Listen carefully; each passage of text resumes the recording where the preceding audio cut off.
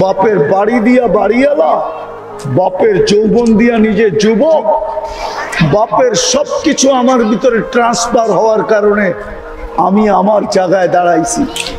ওই সবকিছু পাওয়ার পরেও প্রতিদিন 2 রাকাত বাপের জন্য পড়ার সুযোগ হয় না, মা বাবার জন্য 3 বার সূরা ইখলাস পড়ে না। হায় হায় হায় হায়। বিদায় দুনিয়া নিয়ে আমি বুঝানোর জন্য বললাম যে আপনি দুনিয়ায় ফেমাস কতক্ষণ, আকর্ষণের পাত্র কতক্ষণ, তুমি বা যুবক কতক্ষণ আকর্ষণের পাত্র। আমার দুনিয়া নিয়ে আলোচনা না, আমি বাবাইতে চাইতেছি আপনাদেরকে যে মৃত্যু তো যে কোনো মুহূর্তে আসতে পারে। আমার কাছে যদি আধ্যাত্মিক শক্তি থাকতো তাহলে আমি মাউটটা আমার সামনে রাখতাম না, মাটিতে লাগায়া দিতাম আর মাটির চিৎকার আপনাদেরকে শোনায়া দিতাম।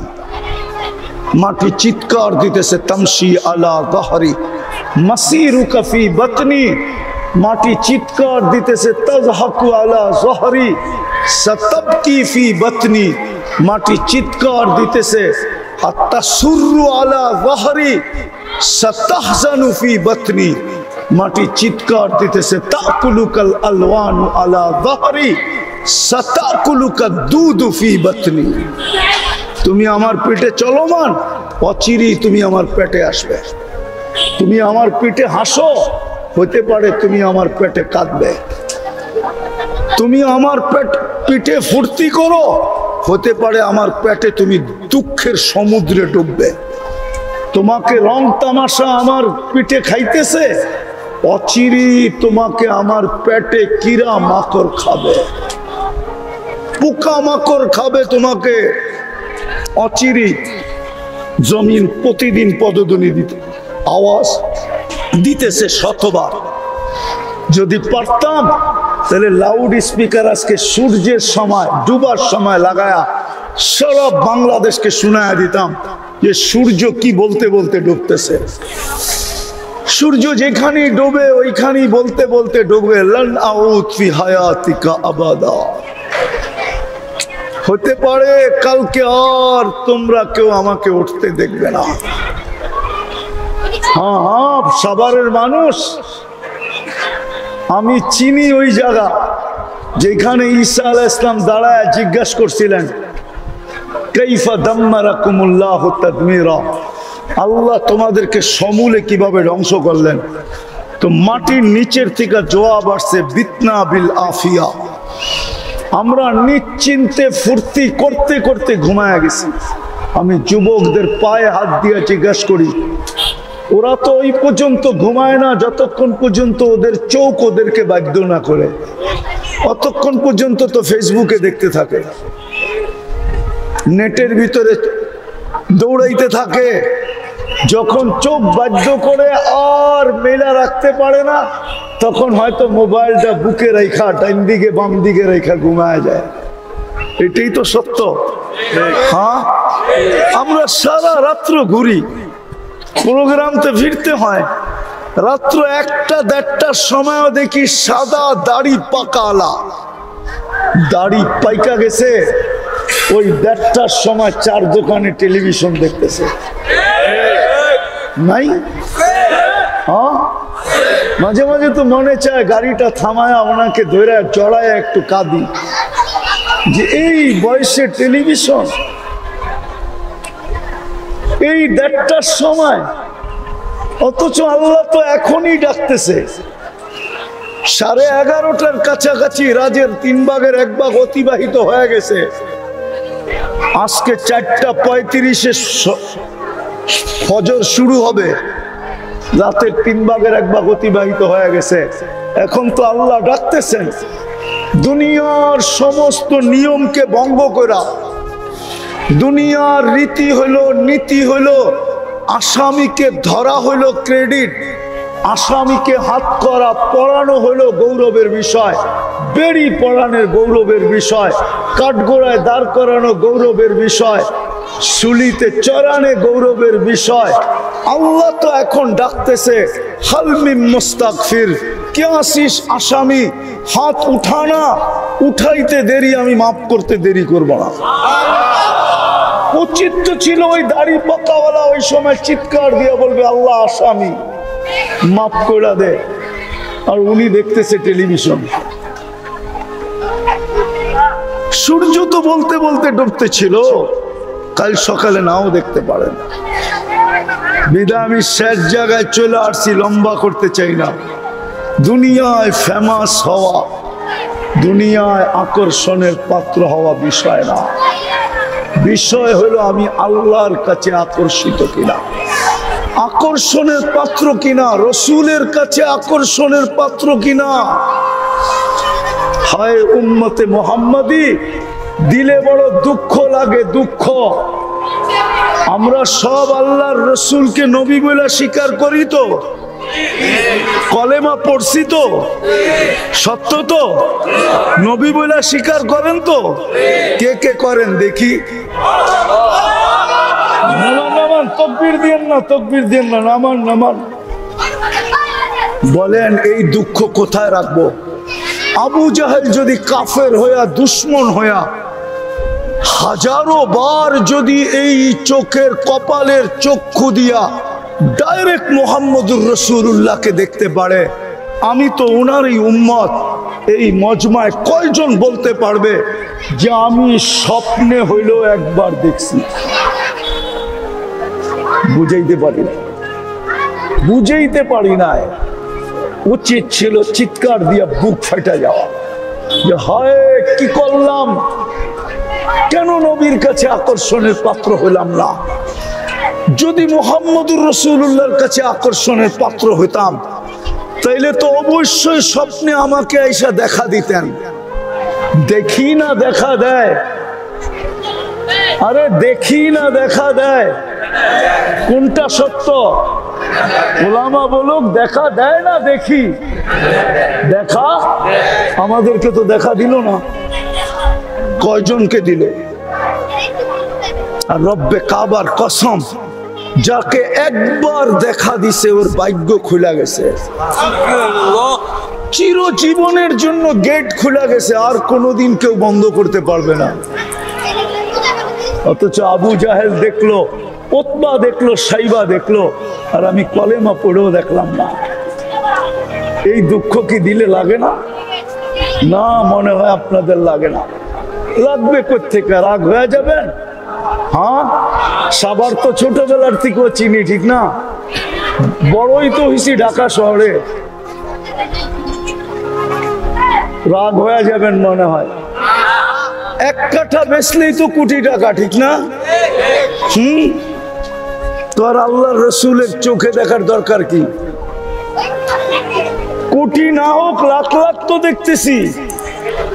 যে প্রথম যুদ্ধ কোনটা জানেন? আরে বলেন না, ওলামারা বলেন না। বদর হইল সর্বপ্রথম ইসলামের ঐতিহাসিক যুদ্ধ, ঠিক না? তলোয়ার কয়টা? আরে সংখ্যা কত? তলোয়ার কয়টা? কয়টা তলোয়ার? কয়টা? না ভুল, তলোয়ার কয়টা? তিনটা। তিনটা। দুশ্মন কত? 1000। তলোয়ার কয়টা? দুর্বিয়া। দুশ্মনদের কাছে তলোয়ার যা সংখ্যা এর চেয়েও বেশি, মুসলমানের কাছে তলোয়ার 3টা। জিতছে কে? কেমন জিতা জিতছে? ঐতিহাসিক জিতা জিতছে। ইতিহাসবিদরা লেখছে কিয়ামত পর্যন্ত এরকম জিতা কেউ জিততে পারবে না। কে জিতাইছে? আল্লাহ প্রথম যুদ্ধে মেসেজ দিছে, মেসেজ, আমি জিতাবো, কেন এরা আমার, আমি ময়দানে আসবো। আর ময়দানে আসছেন। যাক, এটা আমার বোঝানোর উদ্দেশ্য না, আমি যেটা বুঝাইতে চাইতেছি ওইটা বুঝাইতে চাই, যে আপনি আর আমি আকর্ষণের পাত্র কতক্ষণ, কতক্ষণ বেঁচে থাকবো, যতক্ষণ বা আকর্ষণের পাত্র হওয়ার জিনিসটা আমার কাছে থাকবে যতক্ষণ। রাগ হয় না, বলবো। কয়েকদিন আগেই তো দেখতাম মিডিয়াওয়ালারা তেল মারতে মারতে মারতে মারতে তেলের দাম বাড়ায় দিছিল, ঠিক না? আবার তেল ছাড়া পাকানো পত্রিকায় লিখতে শুরু করছে কেমনে তেল ছাড়া পাকানো যায়, কোন পদ্ধতিতে পাকাইলে তেল ছাড়াও পাক হবে, ঠিক না? ওদেরকেই তো দেখতেছি এখন স্বৈরাচার বলতে বলতে গলা শুকাইতেছে। এমন শুকান, মাঝে মাঝে আবার পানিও খায়। তাইলে বোঝা করে করেন যে কেমন মরুভূমির মতো গলা শুকায়। এই তো হলো দুনিয়া আকর্ষণের অবস্থা। আপনি কয়দিন দুনিয়ায় থাকবেন? কয়দিন আকর্ষণের পাত্র হবেন? আলী রাদিয়াল্লাহু তাআলা আনহু তো এই জন্যই বলছিল হাসান হোসাইন রাদিয়াল্লাহু তাআলা আনহুমাকে, সিরু ফি দিয়ারিহিম অনজুর ফি আসারিহিম আসআলুহুম আইনা হাল্লু। বেটা পুরান ঐতিহ্যগুলা দেখো, খুঁটা খুঁটা দেখো, তারপরে চিৎকার দিয়া জিজ্ঞাসা করে ঐতিহ্য তো আছে, তোমরা কোথায়? বলছে বেটা কোনো জবাব আসবে না। হ্যাঁ, যদি আসতো তাইলে এই জবাব আসতো, ইন্তাকালনা মিন দারিল গুরুর, ইন্তাকালনা মিন দারিল গুরুর। দোকার ঘরের থেকে বাহির হয়ে গেছি, সব দোকা ছিল, দোকা। যেমন আমি প্রমাণ দিলাম আমাদের মা বাবার সাথে আমাদের সম্পর্ক দোকার ছিল, দোকার। দোকার যদি না হইতো তাহলে সন্তান বাপের জমিন দিয়া জমিদার, বাপের বাড়ি দিয়া বাড়িওয়ালা, বাপের যৌবন দিয়া নিজে যুবক, বাপের সবকিছু আমার ভিতরে ট্রান্সফার হওয়ার কারণে আমি আমার জায়গায় দাঁড়াইছি। ওই সবকিছু পাওয়ার পরেও প্রতিদিন 2 রাকাত বাপের জন্য পড়ার সুযোগ হয় না। এখানে 1000 টাকা কাঠা ছিল, এখানে এখন কয়েক লক্ষ টাকা কাঠা। তো আল্লাহ রসুলের দর্শন দিয়ে কি করব, ঠিক না? না না না না, আবারও বলতেছি কয়দিন। তো যেটা বুঝাইতেছিলাম, একটু চিন্তা করেন যে আমি আল্লাহর কাছে আকর্ষিত কিনা, আকর্ষণের পাত্র কিনা, রসুলের কাছে আকর্ষণের পাত্র কিনা। যদি পাত্র হইতাম তাইলে দেখা হতো, দেখা হতো, দেখা হতো। আমরা ছোটবেলা দেখছি আমাদের সাথে যারা পড়তো ছোটবেলা, মক্তব পার হইয়া কিতাবখানায় পা দিতে দেরি, রসুলের দর্শন মিলতে দেরি হতো না। হ্যাঁ হ্যাঁ, আমাদের জমানায় দেখছি। কিন্তু এই জমানায় বড় দুঃখ লাগে, ছেলেরা দাওরায় হাদিস পড়ে তখনও স্বপ্নে দেখে নাই বলে, তখনও দেখে নাই। তাইলে বুঝে গেল আমি আকর্ষণের পাত্র না। চলে যাব অচিরে, আমি কথা গুছায় নিয়ে আসছি শেষ জায়গায়, চলে যাব। একটু ভাবেন আল্লাহর কাছে আমি কতটুকু আকর্ষণের পাত্র, রসুলের কাছে আমি কতটুকু আকর্ষণের পাত্র। দুনিয়ার আকর্ষণ তো এখানে চলবে না। যদি চলতো, রব্বে কাবার কসম, আবু তালেবের কবর আমাকে বারবার কাঁদাইতো না। শুধু কবর কাঁদায় না, নামটা মনে উঠলি মনে হয় বুক ফাইটা কান্না আসে। আবু তালেব, আবু তালেব যে 44 বছর মুহাম্মদুর রাসূলুল্লাহকে, আপনি মুহাম্মদুর রাসূলুল্লাহ চিনেন না? আমি একটা দুটা উদাহরণ দিয়া দেখি আপনারা বোঝেন কিনা। কোরআনের একটা সূরা আছে বালাদ, কি বালাদ? আল্লাহ নিজে বলতেছে লা উকসিমু বিহাযাল বালাদ। আল্লাহ বলতেছে শোনো কান খুইরা, আমি মক্কার কসম খাইতে রাজি না। আরে মক্কার নাম তো আপনিই রাখলেন, বলে রাখলে কি হবে? মক্কায় তো আপনার ঘরটা। বলে হইলে কি হবে? বলে আপনি তো সমগ্র জগতের জন্য, সারা দুনিয়ার জন্য হেদায়েতের মার্কাজ বানাইলেন। বলে তাতে কি হলো? আপনি তো মক্কাকে মাসাবাতাল লিন্নাসি ওয়া আমনা বানাইলেন, মানুষের জন্য নিরাপত্তার ছাউনি বানাইলেন। আপনি তো মক্কাকে মান দাখালাহু কানা আমিনা, যে ঢুকবে সে নিরাপত্তার গ্যারান্টি পাবে, আপনি বানাইলেন। তো কসম খাইতে চান না কেন? আপনি তো দেখা যায় কসম খাইলেন, লা উকসিমু বিহাদাল বালাদ। আল্লাহ বলে কসম খাইছি কেন শুনবা? আনতা হিল্লুম বিহাদাল বালাদ, বন্ধু আপনি এই শহরে জন্ম নিছেন, এই জন্য আমি কসম খাইলাম, আপনার কারণে খাইলাম। আপনি চিনেন না, বোঝেন না। আপনি যদি বুঝতেন তাইলে আপনার এরকম নির্জুমতা হইতো না, আপনি বোঝেন না।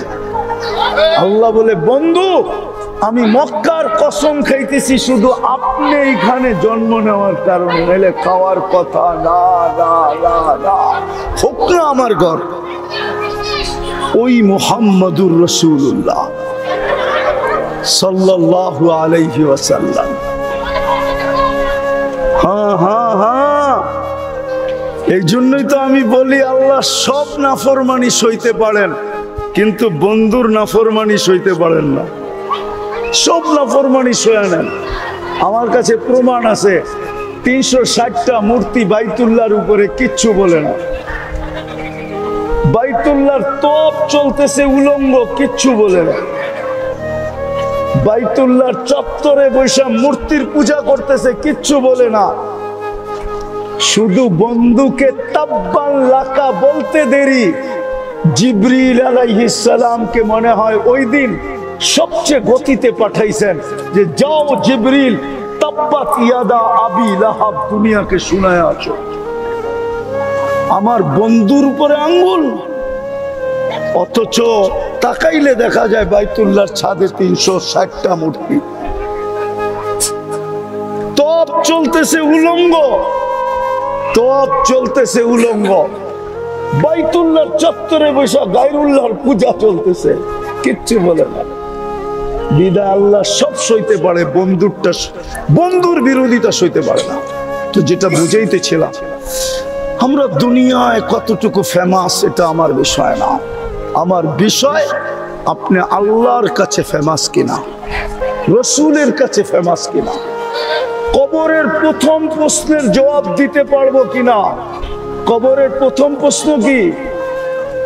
আরে বলেন না, আরো জোরে বলেন না। আপনি বলতেছেন এটা, ইমাম বুখারী রহমতুল্লাহ আলাইহি বলে না, ইমাম মুসলিম বলে না। আপনি বলতেছেন কবরের প্রথম প্রশ্ন মান রব্বুকা। আপনি বলতেছেন ইমাম বুখারী রহমতুল্লাহ আলাইহি বলে না, ইমাম মুসলিম বলে না রহমতুল্লাহ আলাইহি। ওনারা দুইজন একমত। আপনি যে বলতেছেন মান রব্বুকা, আপনাকে রব চিনাইছে কে? কে চিনাইছে? আরে রব আপনাকে কে চিনাইছে? কে? জোরে বলেন না। মুহাম্মদুর রাসূলুল্লাহ আপনাকে রব চিনাইছে। এই জন্য ইমাম বুখারী বলে, ইমাম মুসলিম বলে, বুখারী শরীফে আছে কবরের প্রথম প্রশ্ন হলো মা কুনতা তাকুলু ফি হাদার রাজুলি মুহাম্মাদিন। আগে প্রমাণ করো আমার বন্ধুর রঙে তুমি কতটুকু রঙিন, আমার বন্ধুর রঙে তুমি কতটুকু রঙিন, সাজে কতটুকু তুমি সাজুগুজু, আমার বন্ধুর মতো তোমার চেহারা কতটুকু, আমার বন্ধুর পোশাকে তুমি কতটুকু সজ্জিত, আমার বন্ধুর মতো তুমি চুল কাটো কিনা, আমার বন্ধুর স্টাইলে তুমি খাও কিনা, আমার বন্ধুর আদর্শে তুমি হাঁটো কিনা, আমার বন্ধুর আদর্শে তুমি ঘুমাও কিনা। প্রথম প্রশ্ন এটাই হবে। এটা ভাইবেন না যে প্রশ্ন উত্তর হবে না, প্রশ্ন উত্তর এটাই প্রথম হবে। ইমাম বুখারী লেখছে, আমি লিখি নাই। বুখারী শরীফ খুলে দেখেন, কিতাবুল জানায়েজ, এই হাদিস 15 জায়গায় আছে, 15-16 জায়গায়। ইমাম বুখারী পুরা বুখারীর ভিতরে প্রত্যেকবার উনি প্রমাণ করছে কবরের প্রথম প্রশ্ন মা কুনতা তাকুলু ফি হাদার রাজুলি মুহাম্মাদিন। বিদায় আমার কথা হলো আপনি আর আমি আল্লাহর কাছে কতটুকু আকর্ষণের পাত্র, দুনিয়ায় কতটুকু ওটা আমার বিষয় না। দুনিয়ায় তো কাঠ দিয়া কাঠ পিটায়ও আকর্ষণের পাত্র হওয়া যায়। কাঠ দিয়া কাঠ পিটানো বোঝেন? মনে হয় বোঝেন নাই। বুঝছেন কেউ কিছু? বোঝেন নাই? ক্রিকেটের ব্যাটটা কিসের? বলটা কিসের? কাঠের উপরে চামড়া লাগানো, বলটাও কাঠের। কাঠ দিয়া কাঠ পিটায়ও সারা দুনিয়ায় ফেমাস হওয়া যায়। আমি মানি, আমি অস্বীকার করি না, কিন্তু এটা আমার বিষয় না। আমার বিষয় তোমাকে যে যৌবন দিল যুবক, তুমি আল্লাহর কাছে ফেমাস কিনা এটা দেখো। পুরুষকে যে পুরুষত্ব দিল, নারীকে যে নারীত্ব দিল, টাকা আলাকে যে টাকা দিল, ওর না তো মার পেটের থেকে আসছিলাম মিসকিনা। আল্লাহ বলে কুনতা মিসকিনা, তুই মার পেটের থেকে অসহায় আসছিলি, মিসকিন আসছিলি, নিশ্চয় আসছিলি। ফালা লাকা সিন্নুন তাক্তা, দাঁত তোর ছিল না যে কাটবে। ওয়ালা লাকা লিসানুন তান্তিক, জিহ্বা ছিল, বাকশক্তির কার্যকারিতা ছিল না। ওয়ালা লাকা উযুনুন তাসমা, কান ছিল, শ্রবণ শক্তির কার্যকারিতা ছিল না। ওয়ালা লাকা আইনুন তানজুর, চক্ষু ছিল, দৃষ্টি শক্তির কার্যকারিতা ছিল না। ওয়ালা লাকা আকলুন তুমাইয়িজ, মগজ ছিল, ভালো মন্দ বুঝার ক্ষমতা ছিল না। ওয়ালা লাকা কলবুন তাতাফাক্কার, দিল ছিল, চিন্তা কি জিনিস তুমি জানতে না। ওয়ালা লাকা ইয়াদুন তাফতিশ, হাত ছিল, ধরার ক্ষমতাই ছিল না কর্ম করতে। ওয়ালা লাকা রিজলুন তামশি, পাও ছিল, চলার ক্ষমতা ছিল না। কুনতা সগীরা, বড় ছোট ছিলা। কুনতা যায়ীফা, বড় দুর্বল ছিলা। কুনতা জাহিলা, বড় অজ্ঞ ছিলা। ফামান আগনাকা, তোকে স্বয়ং সম্পূর্ণ কে করলো? কে করলো তোমাকে স্বয়ং সম্পূর্ণ? কে করলো? আরে কে করছে? বিদায় আমার আলোচ্য বিষয় যুবক, তুমি দুনিয়ায় ফেমাস আমি জানি, সারা দুনিয়া তোমার যৌবনের দিকে তাকায় থাকে এটাও জানি, কিন্তু আমার এটা বিষয় না। বিষয় আল্লাহর কাছে ফেমাস কিনা, রসুলের কাছে ফেমাস কিনা। কেমন ফেমাস আমি দুই তিনটা দেখাইতেছি। কোরআন থেকে দেখাইতেছি দুই তিনটা, হাদিস থেকে দেখাবো দুই একটা, যে এমন ফেমাস মৃত্যু যখনই আসুক তাতানাজ্জালু আলাইহিমুল মালাইকা, ফেরেশতা যেন আমাকে প্রটোকল দিতে আসে, ফেরেশতা যেন আমাকে নিয়ে যেতে আসে প্রটোকল দিয়া। ডাইনে থাকবে, বামে থাকবে, সামনে থাকবে, পিছে থাকবে। নাহনু আউলিয়াউকুম ফিল হায়াতিদ দুনিয়া ওয়া ফিল আখিরাহ, বলবে দুনিয়ায় ছিলাম, আখিরাতেও থাকবো। আমরা যখন চতুর্দিকে থাকবো, তুমি যখন আমাদের মধ্যখানে থাকবে, তো আল্লাহ তাখাফু, তোমার ভয় কিসের? ওয়ালা তাহজানু, আর তোমার চিন্তাই বা কিসের? এরকম ফেমাস জালালউদ্দিন সুয়ুতি লেখছেন। এই জন্য আমি বলতেছি রহমতুল্লাহি আলাইহি, কবরের পাশে যখন লাশ যাবে, তো কবর যেন বলে ইদান উহাব্বিলু লাকা বাতনি খাদরা, তোকে রাখতে দেরি, আমার পেট সবুজ শ্যামল হইতে দেরি হবে না। যেটাকে আল্লাহর রাসূল বলছে রাউদাতুম মিন রিয়াদিল জান্নাহ। আমি সাভারের উলামাদেরকে একটা তথ্য দিয়া যাইতেছি। তথ্য, একজন আলেম ছিলেন সিরিয়ার, হাজারো বৎসর আগের, হাজারো বৎসর। নাম ছিলেন আব্দুর রহমান হাফফার, আব্দুর রহমান আল হাফফার। উনি বুড়া বয়সে আলেম হয়েছিলেন, বুড়া বয়সে। ওনার বংশগত পেশা ছিল দামেস্কের কবর। তাহলে তৃতীয়টার কুল কিনারা কোথায় পাবে? এরকম প্রত্যেক আকাশ দ্বিতীয়টার সামনে বিশাল ফুটবলটা মাঠের তুলনায় যেরকম ছোট, এরকমই ছোট, জায়গার অভাব হবে না। বিদায় গন্তব্যে পৌঁছাইতে চান, বিদায় আল্লাহ সবার জন্য আমল ভিন্ন ভিন্ন করছে।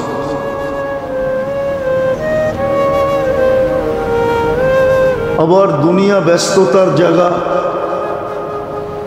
দুনিয়া ব্যস্ততার জায়গা, আর ব্যস্ততাও আল্লাহই লাগায় দিয়েছেন। আল্লাহ যদি পিপাসা না দিতেন তো কোনোদিন আমাদেরকে পান করতে হতো না। আল্লাহ যদি খিদা না দিতেন তো কোনোদিন খাইতে হতো না। এরকম প্রয়োজন যদি আমাদের সাথে না রাখতেন তাহলে আমাদেরকে প্রয়োজনের পিছনে ছুটতে হতো না। আল্লাহ আমাদের পিছনে ব্যস্ততা দিয়েছেন। ব্যস্ততার কারণে অনেক কিছু করা সম্ভব হবে না।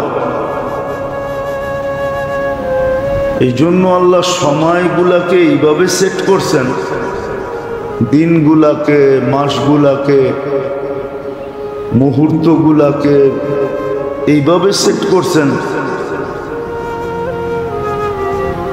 যেন সামান্য সময় দিয়েও অনেক দূর যাওয়া যায়। এই ব্যবস্থা করে দিছে। উদাহরণ দিলে বোঝা যাবে যে সারা 365 দিনের ভিতরে 64 দিন যেই ব্যক্তি ব্যস্ত রইল, মানুষের ব্যস্ততা তো দিনেই, রাত্রে তো না। লাইলাতুল কদর যদি দিনে দিতেন তাহলে আপনার ব্যস্ততা ছেড়ে মসজিদে পড়ে থাকতে হতো।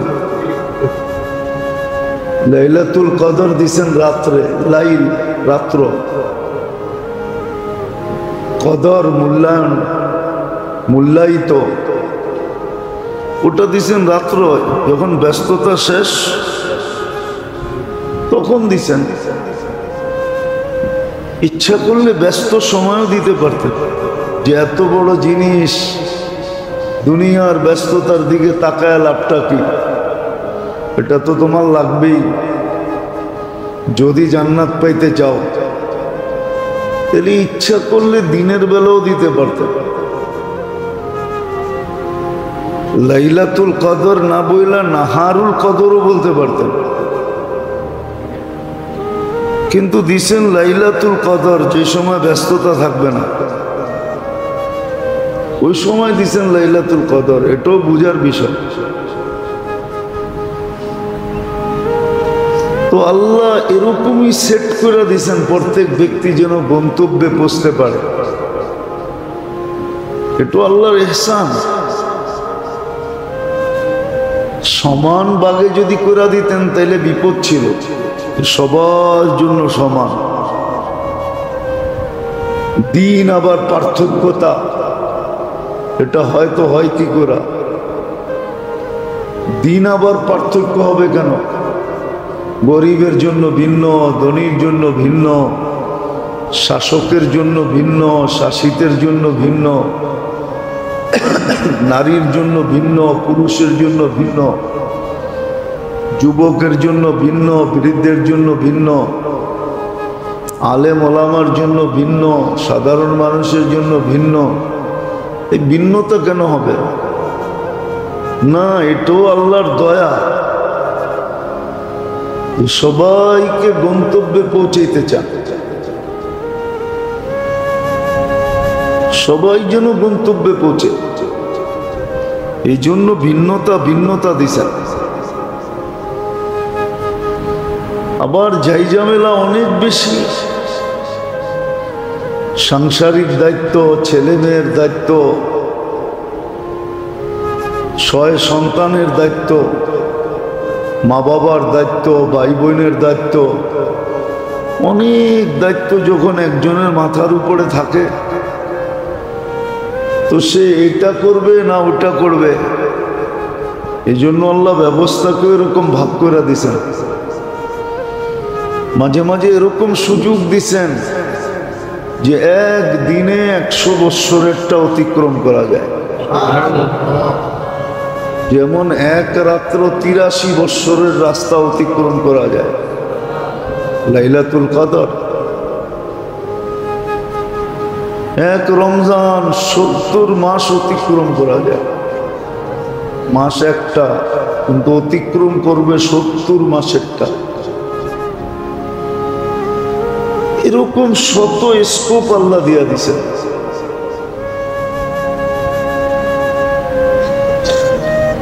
শত স্কোপ আল্লাহ মানুষকে দিছেন। যেমন আসতেছে 29 তারিখে 1 তারিখ হবে জিলহজের, এই মাসের 29 তারিখই 1 তারিখ হবে। ওয়াল ফাজরি ওয়া লায়ালিন আশ, আল্লাহ 10 রাত্রের কসম খাইছে, আর 10 রাত্রকে 10 লাইলাতুল কদর বানায় দিছে।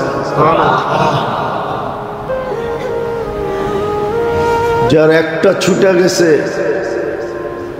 তার জন্য সুযোগ আবার 1 বছর অপেক্ষা করতে হবে না, 2 মাসের মাথায় আবার আরেকটা আসতেছে। 2 মাসের মাথায় শাওয়াল, জিকাত, এখন জিকাত চলতেছে, জিকাদা, তারপরেই জিলহজ। 2 মাসের মাথায় আবার নিয়ে আসতেছেন। একটা ছুটে গেছে, সামনে 10টা আছে। ধরো 10 রাত্রকে 10 লাইলাতুল কদর বানায় দিছে। প্রত্যেকটা দিনকে 1 বছরের সমতুল্য বানায় দিছেন। 10 দিন 10 বছর, 10 রাত্র 10 লাইলাতুল কদর। তুই ব্যবস্থাপনাও আল্লাহ দিয়া দিছেন। আর এটাও মেহরবানি, যেন সারা বৎসরের ঝাইঝামেলা পোহানের মাঝেও অল্প সময় দিয়া, ক্ষুদ্র সময় দিয়া, ক্ষুদ্র সময় দিয়া যেন অতীত ভবিষ্যৎ দুটোটাকে ভরা নিতে পারে। অতীতেরও রিকভারি হয়, অতীতেরও পরিপূরক হয়, অতীতেরও যেই কমি খামি হয়ে গেছে, শূন্য হয়ে গেছে, ওটাকে যেন ভরা নিতে পারে। আর এই উম্মত তো এতদিন বাঁচবেও না, 60-70 বছর বাঁচলেই অনেক। কেননা এই উম্মতকে আল্লাহ বেশি বাঁচাইতেও চান না। বেশি বাঁচলে বেশি খাটতে হবে, পরিশ্রম বেশি করতে হবে, এই জন্য বেশি পরিশ্রমও করাইতে চান না। বয়সেই দিয়েছেন 60-70 বছর, আর 70 বছরের ভিতরে অর্ধেকই আল্লাহ কি বলে এটাকে কনসিডার করছেন, ছাড় দিছেন, ছাড়, ডিসকাউন্ট দিছেন, অর্ধেকই ডিসকাউন্ট। 15 বছর পর্যন্ত শরীয়ত লাগু হয় না। প্রাপ্ত বয়স্ক যতক্ষণ পর্যন্ত না হয় শরীয়ত লাগু নাই, নিষ্পাপের খাতায় লেখা থাকে। আবার ডিসকাউন্ট দিছেন, যতক্ষণ ঘুমাবে ততক্ষণ কলম উঠানো থাকবে, বিরুদ্ধে কিচ্ছু লিখবে না। বরং দেখা যায় কলমকে পক্ষে লেখার জন্য একজন তো বিরুদ্ধে কিচ্ছু লেখে না, বিদায় কলম উঠায় রাখে। মাইনা নেন বাম দিকেরটায় গুনাহ লেখে, বাম দিকেরটা কলম উঠায় বসে থাকে, কিছু লেখে না। আর অনেক সময় দেখা যায় ঘুমে আসে, তারপরও ফেরেশতা সওয়াব লিখতেছে। যেমন এশারের নামাজ বাজমাত পড়লো, ফজরের নামাজ বাজমাত পড়লো, এই জন্যই তো আল্লাহ রসুল বলছিলেন, লাউ ইয়ালাম উম্মতি মা ফিল আতামা, আমার উম্মত যদি জানতো এশারের নামাজে কি রাখা আছে, লা আতাইতুহু হাবওয়ান, তাহলে এশারের নামাজে হামাগুড়ি দিয়ে আসতো। এশার নামাজে কি রাখা আছে? আমার উম্মত যদি জানতো যে ফজরে কি রাখা আছে, তো ঘুমের কারণে ছুটা যাওয়ার যদি ভয় থাকতো, তাহলে ফজরের নামাজ না পড়া কেউ ঘুমাইতো না। হামাগুড়ি দিয়ে হলো ফজরে আসতো। যতই কষ্ট হোক ফজর কখনো ছাড়তো না।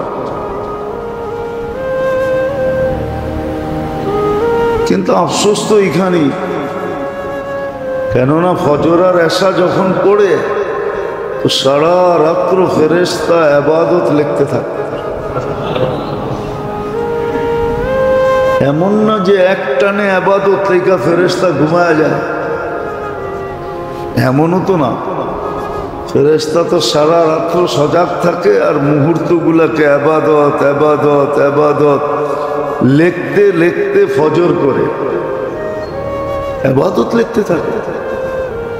তো যেটা বুঝাইতেছিলাম, আল্লাহ করুক বুঝে আসুক, আমিন, বুঝে আসুক। বুঝে আসলে কাজে দিবে,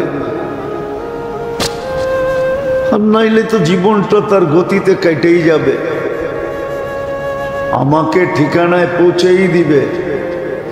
মৌতের রেখায় পৌঁছানো এটা জীবনের গতির দায়িত্ব, সে আমাকে মৌতের রেখায় পৌঁছেই দিবে। সত্য এটাই। তারপরে খুব সময় পাওয়া যাবে, সময়ও পাওয়া যাবে, ব্যস্ততা মুক্তও হব, কিন্তু সময় পেলেও দাম হবে না, ওটার কোনো দাম নেই। ব্যস্ততা মুক্ত হলেও কোনো মূল্যায়ন নেই, কোনো মূল্যায়ন হবে, ওই সময় করার কোনো মূল্য নাই। আজকেই মূল্য আছে। এই জন্য আল্লাহ মানুষের উপর এটা মেহেরবানি করছেন যে মানুষকে আল্লাহ পজিশন হিসাবে, দুনিয়ার অবস্থান হিসাবে প্রত্যেক ব্যক্তিকে বুঝেছেন, আর চেষ্টা শেষ মুহূর্ত পর্যন্ত করছে। আল্লাহর মতো সত্তা, আল্লাহর মতো জাত, আল্লাহর মতো সত্তা কণ্ঠনালীতে রু আসা পূর্ব মুহূর্ত পর্যন্ত অপেক্ষায় থাকেন যে বান্দা তওবার হাত উঠায় কিনা। যদি তওবার হাত উঠায়, কণ্ঠনালীতে রু আসার পূর্ব মুহূর্ত পর্যন্ত, কণ্ঠনালীর থেকে রু অতিক্রম হওয়ার পূর্ব মুহূর্ত পর্যন্ত আল্লাহ অপেক্ষা করেন যে তওবার হাত উঠায় কিনা। আবার গ্যারান্টি সহকারে হাত উঠাইতে দেরি, আমরা মাফ করতে দেরি করব না।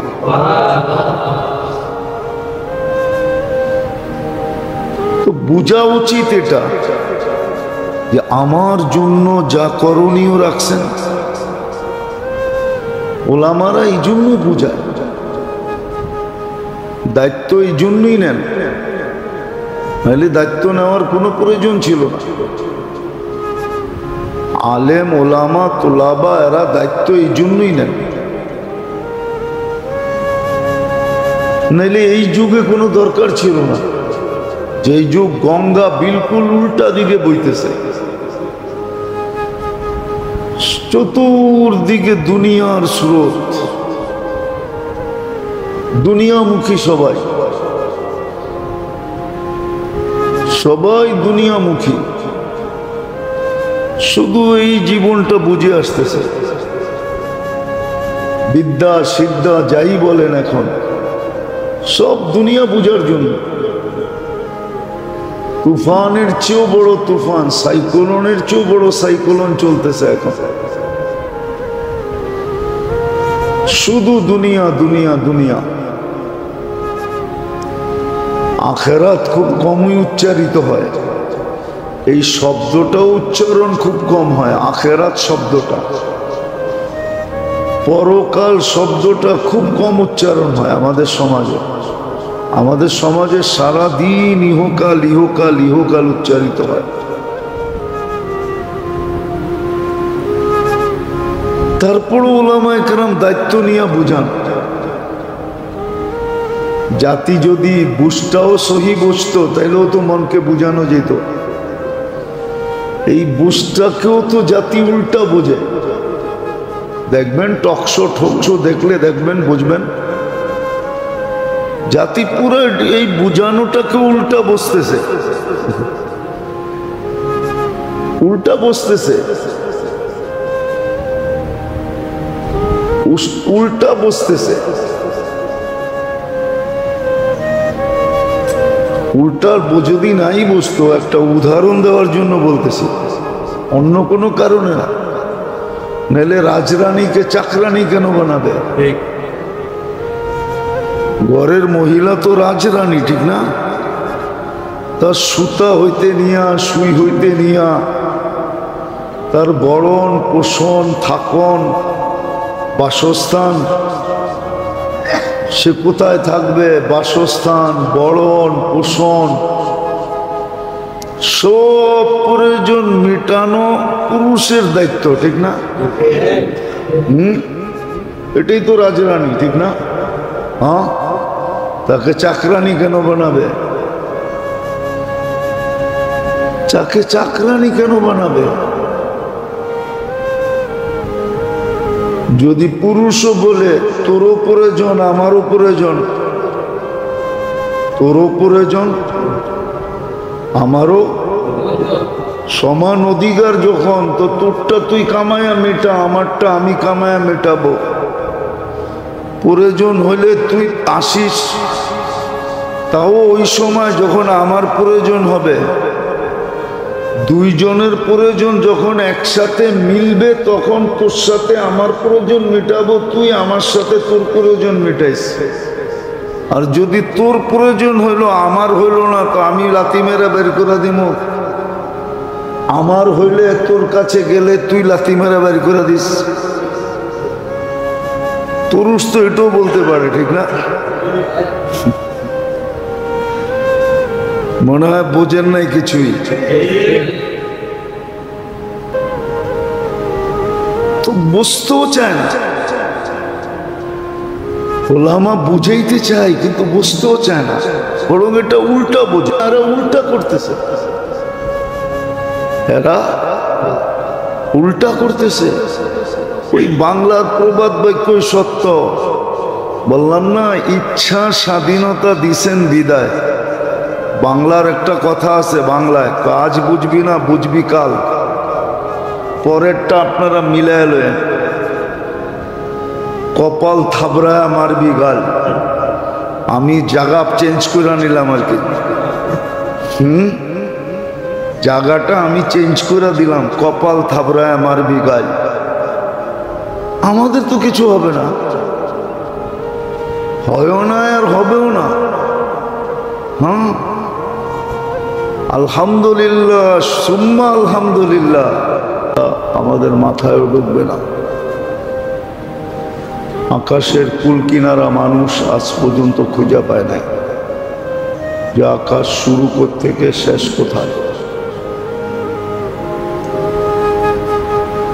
সৌরজগতেরই পায় নাই, আর আকাশের পাবে তো পাবে কোত্থেকে? যতটুক বুঝে আসছে অতটুক লেখা ছেড়া দিছে।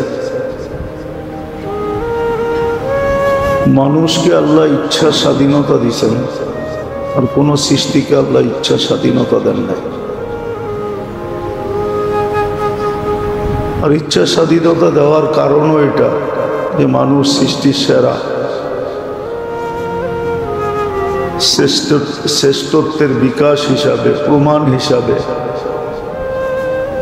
মানুষ সৃষ্টির ভিতরে সেরা। এই জন্য মানুষকে আল্লাহ ইচ্ছা স্বাধীনতা দিছেন। তারপরও ইচ্ছা স্বাধীনতা দেওয়া সত্ত্বেও মানুষকে আল্লাহ দিক নির্দেশনা দিছেন।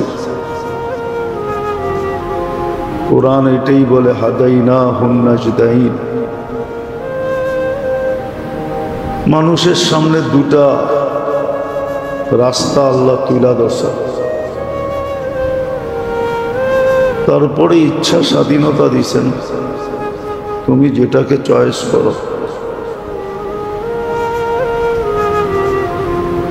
এই জন্য সর্বশ্রেণী মানুষের, সর্বশ্রেণী সর্ব ব্যক্তি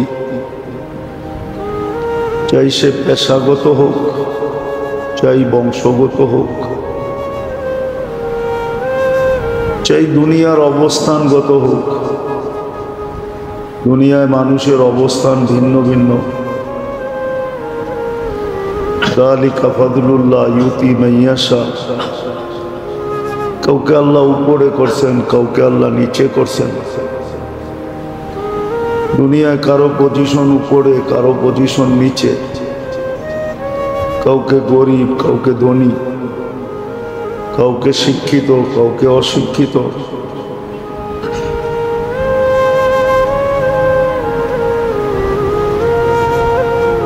যদিও আল্লাহ মানুষের উপরে অনেক কিছু খরচ করছেন, একটা দেখাই, তালাবুল ইলমি ফরিদা। এলেম তলব করা, এই ছোট জীবনটা কিভাবে কাটাবে এটা জানা সবার উপরই জরুরি ছিল, ফরজ ছিল। আর এর পিছনে যুক্তিও আছে। সারাদিন যারটা ভোগ করে, সারাদিন যে আল্লাহটা ভোগ করে, সর্বমুহূর্ত যিনি আমাদেরকে সুরক্ষা দেন, রক্ষণাবেক্ষণ করেন, লালন পালন করেন, সমস্ত প্রয়োজন যিনি মিটায়, সমস্ত প্রয়োজন যিনি মিটায়। একটা জ্যান্ত উদাহরণ, এই নিচতলাটা দোতলাটা চতুর্দিক থেকে প্যাক করা, বন্ধ কিন্তু না, এসি চলতেছে। বিবেক দিয়ে ভাবলে বোঝা যাবে যে আমরা সহজে অক্সিজেন নিতেছি কি করে। চতুর্দিক থেকে তো প্যাক করা, অক্সিজেন তো আসার কথা না। এই যে টানতেছি ছাড়তেছি, এখানে বসা অবস্থায় এই যে সার্ভিসটা কে দিতেছে? কোনো বাধা হইতেছে না। বাহিরে যেইভাবে নিতেছিলাম খোলা আকাশে, তখন তো বলতাম যে খোলা আকাশে আছি, চতুর্দিক থেকে অক্সিজেন আর অক্সিজেন। এখন তো এটা বদ্ধ ঘর, চতুর্দিক থেকে বন্ধ। তারপরও তো অক্সিজেন সহজে নিতেছি, ছাড়তেছি। এই ব্যবস্থাটাও তো আল্লাহই করছেন। বিদায় যুক্তি এটা ছিল যে আল্লাহ যা বলে তা মানা, এটাই যুক্তি ছিল। যুক্তি এটাই বলে, মানুষের বিবেক বুদ্ধি এটাই বলে যে যার নুন খাই তার গুণ গাই। 24 ঘন্টা আল্লাহর গুণ গাওয়া দরকার ছিল। যা হুকুম দিছেন এটা শিখা দরকার ছিল, কিন্তু না, এটার উপরও আল্লাহ মেহেরবানি করছে। সবাইকে সবকিছু শিখার জন্য ফরজ করেন, সবার জন্য মাত্রা দিয়া দিছেন যে তুমি কতটুক শিখলে চলবে, তুমি কতটুক শিখলে চলবে, তুমি কতটুক শিখলে চলবে। শ্রেণীকে বিভক্ত করছে। ইসলামের ভিত্তি যদিও 5টা, কিন্তু সবার জন্য তো 5টা না। গরিবের জন্য তো 5টা না, গরিবের জন্য তো 3টা। ঈমান আনবে, নামাজ পড়বে, রোজা রাখবে, কমপ্লিট। তার বাড়ি 3 পিলারই কমপ্লিট। কিন্তু যাকে আল্লাহ মাল দিছেন, আল্লাহই দিছেন, তার জন্য 5টা রাখছেন। যাকাত দিবে, হজ করবে, 2টা বাড়ায় দিছেন, তার বিল্ডিং 5টা দ্বারা হবে। তো ফরজ করছিলেন আমাদের উপরে শিখা, কিন্তু তারপরও মেহেরবানি করছেন শ্রেণী হিসাবে, ব্যক্তি হিসাবে ভাগ করে দিছেন। সমভাবে ফরজ সবার উপরে করেন নাই, করলে বড় বিপদ হয়ে যেত। এই জন্য পাট পাট করে দিছেন, কতটুক শিখতে হবে এটাও বুঝাইয়া দিছেন। তো যেটা বুঝাইতেছিলাম যে মানুষকে আল্লাহ ইচ্ছা স্বাধীনতা দিছেন, আবার রাস্তাঘাট সবকিছু চিনাইয়া দিছেন। সবাইকে রাস্তা চিনাইয়া দিছেন, সবার জন্য সবাইকে সজাগ করার জন্য, সবাই যেন গন্তব্যে পৌঁছতে পারে এই জন্য ব্যবস্থাপনাও দিয়া দিছেন। আবার ব্যবস্থাপনাকে কঠিনও করেন নাই, শ্রেণী ভেদে পজিশন হিসাবে ভিন্ন ভিন্ন। তারপরও যদি কেউ না মানে তাহলে সত্য তো এটাই হইতে পারে যে নিজের পায়ে নিজে কুড়াল মারল, নিজের বিপদই নিজে টাইনা আনলো। আজকে সত্য এটাই, জিন্দেগি আর বন্দেগি যেটাকে আবাদত বলে, জীবনের সাথে যে আবাদতের সংযোগ, এটা এই জন্যই ছিল যেন এই জীবনটা সুন্দর হয়, গুছানো হয়, এলোমেলো না হয়। কিন্তু আফসোস তো এখানেই, যতটুক বোঝা দরকার ছিল, যেটা বোঝার দরকার ছিল অতটুকুও বোঝে না, যেটা বোঝার দরকার ছিল এটাও বোঝে না। বরং ওই কথাই সত্য যে মানুষ 1 বিঘা বেশি বুঝে,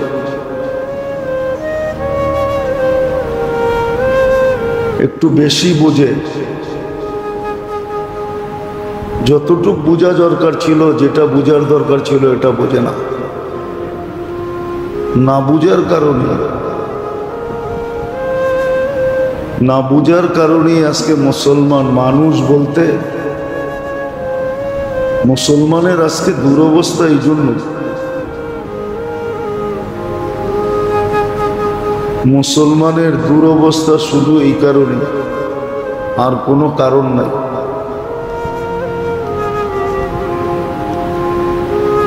শুধু না বুঝার কারণ। তো যেটা বুঝাইতেছিলাম যে আল্লাহ প্রত্যেক ব্যক্তিকে, প্রত্যেক পজিশনওয়ালাকে, অবস্থানওয়ালাকে তার অবস্থানে রেখা গন্তব্যে পৌঁছাইতে চান।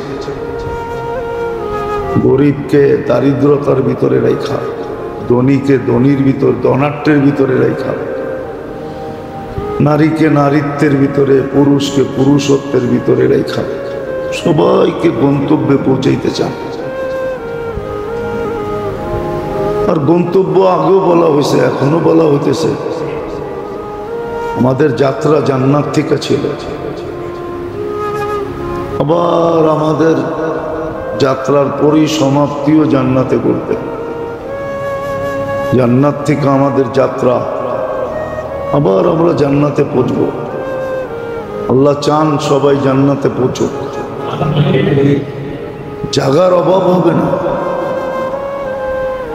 এটা ভুল ধারণা যে এত জায়গা কোথায় হবে। সৌরজগৎ খুললে বোঝা যাবে যে এত বড় জায়গা কোথায় হবে। জায়গা আছে, জায়গার অভাব নেই। প্রথম আকাশই যদি দ্বিতীয় আকাশের সামনে, বিশাল ফুটবল মাঠের ভিতরে যদি ফুটবলটা মধ্যখানে রাখলে, মাঠের তুলনায় ফুটবলটা যতটুক ছোট হয়, প্রথম আকাশটা কিন্তু দ্বিতীয়টার সামনে এরকমই ছোট। যতক্ষণ দুনিয়ার বিজ্ঞান প্রথমটারই কুল কিনারা পায় না, তো দ্বিতীয়টার কোত্থেকে পাবে? দ্বিতীয়টা আবার তৃতীয়টার সামনে এরকম ছোট।